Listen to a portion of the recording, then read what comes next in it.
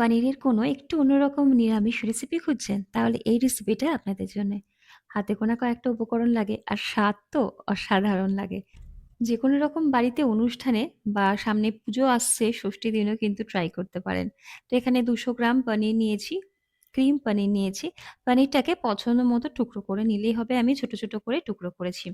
মিক্সির জারে ৬ থেকে ৭ খানা কাজু বাদাম, ১ টেবিল চামচ সাদা তিল, টক দই ৫০ গ্রামের একটু বেশি আর একটু কাসুরি মেথি, একটা পনিরের কিউব দিয়ে পেস্ট বানিয়ে নিলাম। কড়াইতে সাদা তেল গরম করে পনিরগুলো একটু নুন দিয়ে লাল করে ভেজে তুলে গরম জলে ভিজিয়ে রাখবো ৩ মিনিট মতো। এবারে তেলে একটু ঘি দিয়ে একটু কাসুরি মেথি, এলাচ, দারচিনি, লবঙ্গ ফোড়নে দিয়ে ওই পেস্টটা দিলাম, অল্প একটু জল দিলাম। এবার আর কি মসলা থেকে তেল ছেড়ে এলে দিয়ে দেবো ভেজে রাখা পনির, প্রয়োজন মতো জল, স্বাদ মতো নুন, একটু চিনি, গোলমরিচ গুঁড়ো, একটু গরম মসলার গুঁড়ো, দুটো চেরা কাঁচা লঙ্কা। ঝাল হবে গোলমরিচ আর কাঁচা লঙ্কাতে। ঢাকা দিয়ে ৩ মিনিট রান্না করে নিলেই রেডি আমাদের পনির মেথি মরিচ। আজকের ভিডিও এখানেই শেষ করছি। টাটা।